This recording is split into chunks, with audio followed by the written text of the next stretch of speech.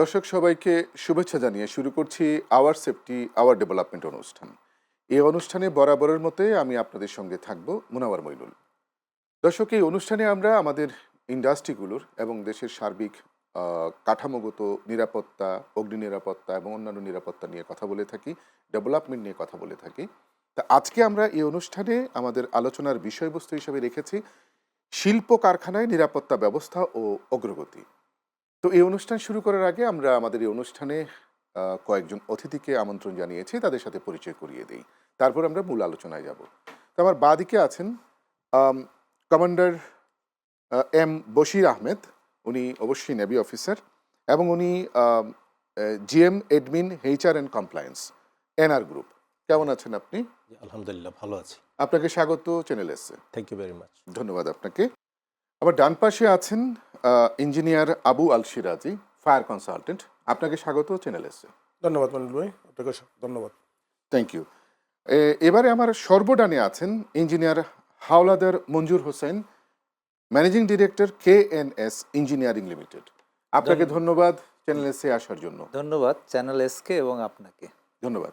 সুপ্রিয় দর্শক, আপনারা জানেন যে আমাদের দেশে এখন যে আতঙ্কটা তৈরি হয়েছে নানা রকমের নিরাপত্তা নিয়ে, বিশেষ করে এই কিছুদিন থেকে ভূমিকম্প সম্পর্কিত একটা ভয় আমাদের মধ্যে কাজ করছে।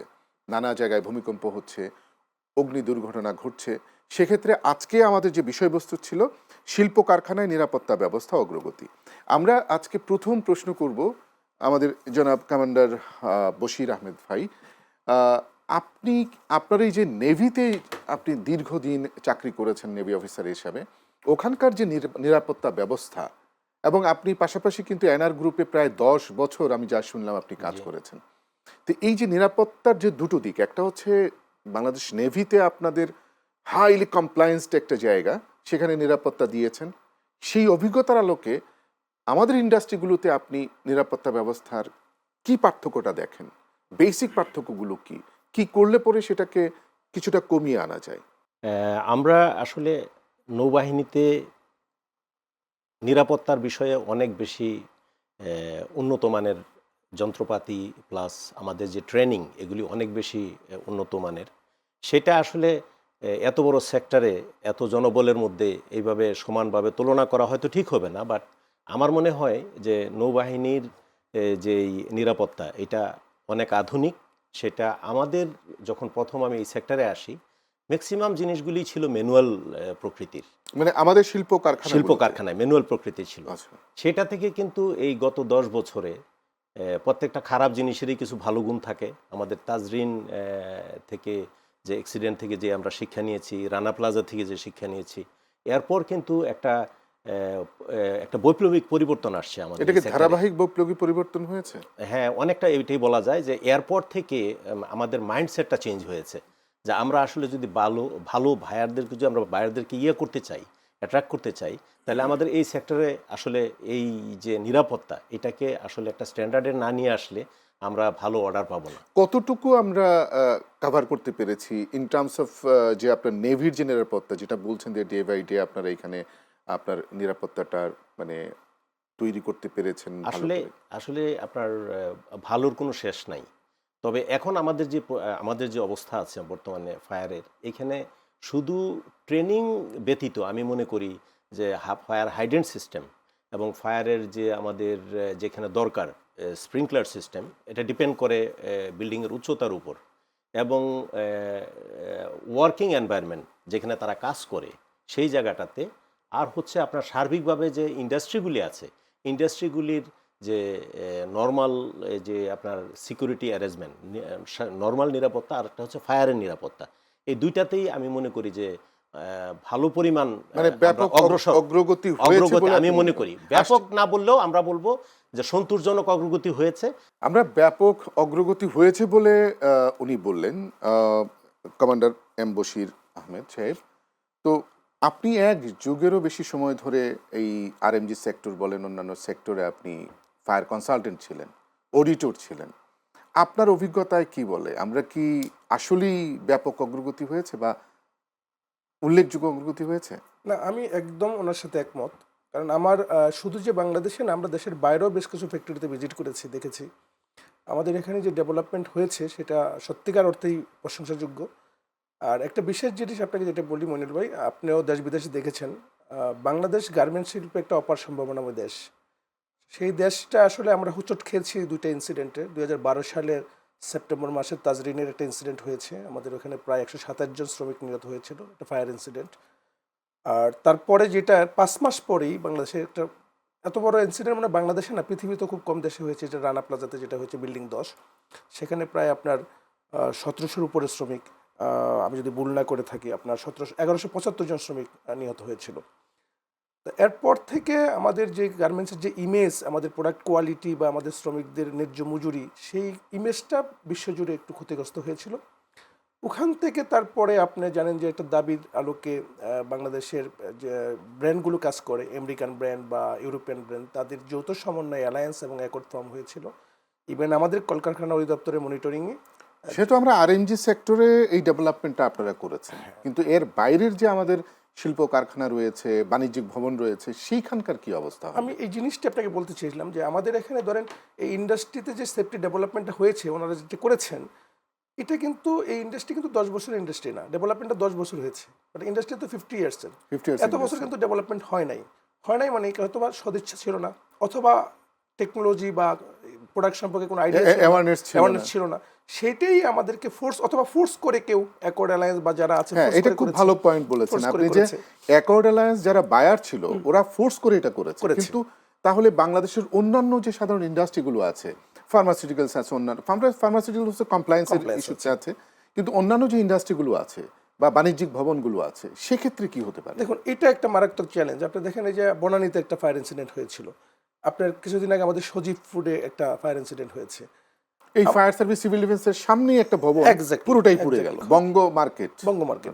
আবাসিক হোক অনাবাসিক হোক, যে কোনো ইন্ডাস্ট্রিয়াল বিল্ডিং হোক বা কমার্শিয়াল বিল্ডিং হোক, আমরা একটা ছাড়পত্র কিন্তু নেই, এনওসি নেই, সেটা রাজুক থেকে নেই বা নিজ নিজ অথরিটির কাছ থেকে নেই। আমার মনে হয় এই জায়গাটার মধ্যে আমি আপনার সাথে সম্পূর্ণ একমত। যেমন গার্মেন্টসে তাদের এনওসি নিতে হয় বাইরের কাছ থেকে বা বিভিন্ন অথরিটির কাছ থেকে, সেজন্য সে ফায়ার সেফটিটা তার মাস্ট করতেই হয়। বাকি যে ইন্ডাস্ট্রিগুলো আছে তাদেরও এরকম একটা নির্দেশনা থাকা উচিত যে তুমি এই বিএসটি এর ছাড়পত্র নিতে যাবো, তোমার ফায়ার সেফটি থাকতে হবে। তুমি রাজুকের প্ল্যান নিতে পারবা, তোমার ফায়ার সেফটি থাকতে হবে, বা তোমার সেফটি মিনিমাম সেফটি তোমাকে মেনটেন করতে হবে। ফায়ার সিভিল ডিফেন্স একটা ছাড়পত্র দিচ্ছে, আপনি সেটা ভালো করে জানেন। আমাদের সবই তো আছে, কিন্তু মনিটরিংটা না, এই মনিটরিংটাই করেছিল অ্যাকর্ড অ্যালায়েন্স এবং আপনার যে কলকারখানা অধিদপ্তর, এই মনিটরিং সেলটা দরকার। বিষয়টা রাজনৈতিক প্রশ্ন হয়ে গেলেও আমি তারপরও আপনাকে করব, তাহলে আপনাদের তো অ্যাসোসিয়েশন আছে, একটা সিভিল সোসাইটি আছে, সাধারণ জনগণ আছে, তা আমরা কবে আসলে সজাগ হব? কবে? দেখুন, অ্যাওয়ারনেস নিয়ে আমাদের যে অ্যাসোসিয়েশনগুলো আছে আমরাও কাজ করেছি, আমরা সরকারের বিভিন্ন স্টেক হোল্ডারদের সাথে বারবার বসেছি, কথা বলেছি। আমাদের মনে হয় যে এটাকে আরেকটু জোরদার করা উচিত। আমি যেটা বললাম যে শুধু সরকারের সদিচ্ছাই হবে না, এটা আমাদের এখানে যারা ইন্ডাস্ট্রিয়ালিস্ট আছে বা যারা কমার্শিয়াল বিল্ডিংয়ের ওনার আছে তাদেরও সদিচ্ছা থাকতে হবে। ভালো বলেছেন আপনি, শুধু সরকারের সদিচ্ছা থাকলে হবে না, জনগণ এবং সমস্ত লোকজনদেরকে এগিয়ে আসতে হবে। জনাব ইঞ্জিনিয়ার হাওলাদার মঞ্জুর হোসেন, আপনি কি মনে করেন যে আমরা মোটামুটি অগ্রগতি, ঠিক ফায়ারের মতো অগ্রগতি করতে পেরেছি ইলেকট্রিক্যাল সেফটি যেটা? না, ওই রকম আসলে ফায়ারের মতো আসলে গার্মেন্টস ফ্যাক্টরিতে ইলেকট্রিক্যাল সেফটিটা আসলে ওইভাবে 100% যে ডেভেলপমেন্ট করতে পারছে, আসলে এটা ঠিক না। এখানে আমাদের কিছু, যেহেতু আমি ইঞ্জিনিয়ার, আমার ইঞ্জিনিয়ারিংভাবে আপনাকে হয়তো এর একটা মানে নূতন প্রযুক্তির সাথে যে তাল মিলানো, এটা হয়তো আমাদের বরাবর হয়ে উঠতেছে না। তো সেইখানে আপনাকে যদি দুইটা বিষয় আমি বলি, দেখেন আমাদের ইলেকট্রিক্যালের মাদার হলো ট্রান্সফর্মার সাবস্টেশন, যেটা আমরা জানেন, এবং জেনারেটর, যেখানে আমাকে ব্যাকআপ সাপোর্টটা দিতে হয়। তো এইখানে আসলে যে সেফটিটা হওয়া উচিত, হ্যাঁ, সাপোজ সেইখানে আমার হওয়া উচিত একটা গ্যাস সাপ্রেশন সিস্টেম, হ্যাঁ, যেটা আমরা সাধারণত, সেটা তো আমার জানা মতো ধরেন 2%ও বোধহয় এরা গ্যাস সাপ্রেশন সিস্টেমটা রাখেন নাই। না, 2% না, 10, এটার প্রেক্ষাপটটা হলো 0। আপনি কি মনে করেন? হ্যাঁ, ওইটাই আসতেছে, যেহেতু অ্যাকচুয়ালি হলো যে বাজেট একটা বিষয়, আর একটা হলো যে আসলে বাজেট ওইভাবে ক্যালকুলেশন করতে গেলে আসলে বাজেটের ইস্যুটার চেয়ে বড় ইস্যু হলো যে আমি যে সাবস্টেশনটা আমি ইনস্টলেশন করতে চাই এবং ওইখান থেকে যদি আমার আগুনটাই লাগে, তাহলে আমি এই প্রোটেকশন সিস্টেম, এই ডিটেকশন সিস্টেম আমি এগুলো ইউজ করে আমার পারফেক্ট তো পারপাস সার্ভ হচ্ছে না।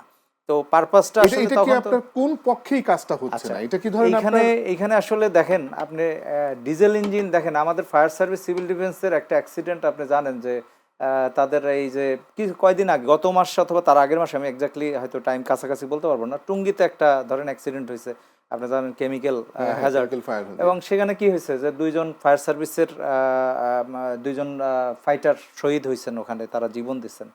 তো আসলে আমাদের এই অ্যাপ্লিকেশনগুলো আসলে এখনো আমরা ক্লিয়ার না যে আমরা আসলে কোন জায়গায় কোন অ্যাপ্লিকেশনটা আসলে ইউজ করব, ব্যবহার তার মানে করব। আপনি যেটা বলতে তো, চাচ্ছেন যে হ্যাঁ। আমরা ঠিকঠাক মতো তো, যেখানে যেটা লাগা জি, সেটা আমরা exactly. লাগাচ্ছি না, তাই তো? জি, যেরকম ডিজেল ইঞ্জিন আমাদের যেরকম আরএসসি, ভাই বললো কমান্ডার বশির আহমেদ ভাই আমাদের, যেহেতু সে দীর্ঘদিন নেভিতে ছিল এবং ফ্যাক্টরিতে এখন আছেন, তাও অনেক বছর। তো দেখেন এখানে আরএসসি, আগে অ্যাকর্ড ছিল, এখন আরএসসি, সবাই ঠিক আছে, কিন্তু হলো যে তারা সাজেশন করতেছে যে আমার জেনারেটরে সাবস্টেশন আমি স্প্রিংকলার সিস্টেম লাগাবো। তো স্প্রিংকলার লাগালাম, কিন্তু ওখান থেকে আসতেছে কি পানি, তো পানি দিয়ে কি আমি ইলেকট্রিক্যাল এই এই সমস্যাটা আমরা আইডেন্টিফাই করবে কে? আইডেন্টিফাই করবে অথরিটি, অ্যাকচুয়ালি অথরিটি, Authority. কারণ অথরিটির মাধ্যমেই তো এটা আপনাকে আপনার ইয়াটা ডিমান্ডটা ক্রিয়েট করতে হবে, দেন তারপরে হলো যে, আর তার মানে এখানে অথরিটি এখানে একটা বাধা আছে, একটা বাধা হলো যে আপনি যেটা বললেন যে আসলে এখানে যেটা ফাইন্যান্সিয়াল যে ইস্যুটা একটা আপনি আমাকে করছেন, তো ফাইন্যান্সিয়াল ইস্যুতে হয়েছে কি, বাংলাদেশ গভর্নমেন্ট এখানে একটু সাবসিডি দিতে হবে, যেটা হলো যে আমাদের সাপোজ গ্যাস আনতে গেলে, এই যে গ্যাস সাপ্রেশন সবচেয়ে এটা একটা বাধা, যে এইটা এটা আনতে খুব গেলে, এক্সপেন্সিভ। হ্যাঁ এক্সপেন্সিভে না, কিন্তু তার চেয়ে বেশি তার এক্সপেন্সিভ সম্পদ হলো তো যে 300-400 কোটি তাকে- টাকার সম্পদ, তাকে- সেক্ষেত্রে তার কত পার্সেন্ট এইখানে অ্যাপ্রুভালের ইস্যু আছে, সবাই এটা অ্যাভেলেবেল আনতে পারে না, যা এটা একটা মানে কি বলে এটা, Crisis. অনেকগুলা এনওসি নিতে হয়, হ্যাঁ। তো এই এনওসি গুলা নিতে গেলে আসলে এটা যারা এনওসি গুলা দেয় তারা আসলে এটাকে খুব একটা সহজভাবে ইয়া করে না। Thank you very much. আপনি যেটা বলতে চাচ্ছেন সেটা হচ্ছে যে আমাদের সরকারি ব্যবস্থাপনায়, সরকারি লেভেলে, নীতি নির্ধারক লেভেলেই কিন্তু এগুলো নিয়ে আলোচনা করা দরকার, আরো মোর ডিসকাশন দরকার এবং এটা নিয়ে উদ্যোগ নেওয়া দরকার। আপনি নেভি অফিসার হিসাবে আপনার যে এখন যে অবস্থান, চাকরিগত অবস্থান, আপনি এনআর গ্রুপের বেশ বড় একটা জায়গায় কাজ করেন, সেইখানে নিরাপত্তা ব্যবস্থাপনা কিভাবে সাজিয়েছেন আপনি? আমাদের ওভারঅল ইন্ডাস্ট্রিয়াল যে সেফটি শুধু এনআর গ্রুপ না, পুরো বাংলাদেশেই এটা আসলে আমরা ভাবে এটাকে করতে পারি, 3 স্তরে এটাকে দেখতে পারি। প্রথমত হচ্ছে যে আমাদের যে কার্যক্ষেত্রে যারা ওয়ার্ক করে, ওই ওয়ার্কিং এনভায়রনমেন্টের একটা নিজস্ব সেফটি আছে। ওই ওয়ার্কিং এনভায়রনমেন্টের সেফটিটাকে এনশিওর করা, এখানে বিভিন্ন ধরনের মেশিনারিজ থাকে এবং আমাদের ওই ওয়ার্কিং এনভায়রনমেন্টে যারা কাজ করে, কোনো ইনসিডেন্ট হলে তখন তাদের ওইখান থেকে বের হয়ে আসা, পর্যাপ্ত পরিমাণে আপনার এক্সিট আছে কিনা, এবং ওইখানে যে আমাদের আইলস মার্কগুলি থাকে সেগুলি ঠিকভাবে রাখা হয়েছে কিনা, এবং ওইখানকার আপনার যেই বিভিন্ন দেখা যায় সবসময় একটা সেফটি নির্দেশনা, যেগুলো নির্দেশনা, জি, সবসময় দেখা যায় যে আমাদের স্পেস একটা বড় সংকট সবসময় থাকে। দেখা গেল যে ওই জায়গাগুলিতে আমরা অনেক সময় একটু ভায়োলেশন করে জিনিসপত্র রাখা হয়, তখন কোনো ইনসিডেন্ট হইলে এইটা খুব ইম্পর্টেন্ট। এই ক্ষেত্রে আরেকটা বিষয় উল্লেখ করা যেতে পারে, আমরা ফায়ার এক্সটিংগুইশার রাখি বা ফায়ারের অন্য জিনিসগুলো রাখি, কিন্তু সামনে অবস্ট্রাকশন দিয়ে রাখি। এই অগ্নি দুর্ঘটনার সময় এটা ইউজ করতে ফায়ার গিয়ে এক্সটিংগুইশার ইউজ করতে পারি না, অসুবিধার সৃষ্টি ওটা হয়, তো অ্যাক্সেসই করতে পারি না, অ্যাক্সেসই করতে পারি অবস্ট্রাকলের জি কারণে। জি এইগুলি অবশ্য আমাদের বিভিন্ন সময়ে যারা নাকি ওইখানে এই রিলেটেড লোক আছেন ওনারা ইন্সপেকশন করেন, এবং ইন্সপেকশন করে যদি এরকম ব্যত্যয় পাওয়া যায় তাদেরকে অ্যাডভাইস করা হয়। অথরিটি। সেকেন্ডটা কি বলছিলেন আর আপনি? সেকেন্ড হচ্ছে যে মেশিনারি যেগুলি আনা হয় বাইরে থেকে, এই মেশিনারিরই কিন্তু একটা ওন সেফটি আছে, সেফটি ডিভাইস থাকে এগুলি। এখন আপনি যত ভালো মেশিন নিয়ে আসবেন, আপনি জার্মানি থেকে একটা মেশিন নিয়ে আসলেন, আবার চায়না থেকে একটা মেশিন নিয়ে আসলেন, এই দুইটার মধ্যে যদি আপনি দামের কথা বলেন আর যদি আপনি ওইদিকে কনসিডার করেন, তখন অবশ্যই ভালো কোম্পানির মেশিন, ওইটাতে সেফটিটা একটু বেশি থাকবে, ওইটার ওন সেফটি থাকবে, যে কোনো ধরনের অ্যাক্সিডেন্ট হইতে গেলে এটা নিজেই শাটডাউন হয়ে আমরা যাবে। কি তাহলে চায়নাটাই ব্যবহার করি যেটা কম দাম? অনেক, এটা ব্যাপারটা এরকম না, একটা মেশিনের ক্ষেত্রে আসলে আপনার ডিপেন্ড করবে যে এটা কোন কাজে ইউজ করা হচ্ছে। কাজটা যদি একদম হাই প্রোফাইলের কিছু না হয়, যদি নর্মাল হয়, তাহলে আমাদের চায়না দিয়েও চলতে পারে, এটা কোনো বড় ব্যাপার না। কাজে এই মেশিনারিজের যে সেফটি, এই সেফটিটা একটা বড় জিনিস। আর অনেক সময় মেশিনারিজের সেফটি যে থাকে, যারা এই মেশিনটাকে ইউজ করে তারা কিন্তু এই সেফটিটাকে জানতে হবে, যে এটা আসলে কোন ধরনের প্রপার ট্রেনিংটা দরকার। প্রপার ট্রেনিংটা দরকার। আচ্ছা, কি বলছেন Training। আরেকটা? আমি আরেকটা লাস্ট যেটা হচ্ছে মানে সার্বিকভাবে যে আপনার পুরো ফ্যাক্টরিগুলির সেফটি, যে কোনো ইনসিডেন্ট তো এটা হইতেই পারে, যেটা আমরা অলরেডি বিভিন্নভাবে হচ্ছে বিভিন্ন জায়গায়।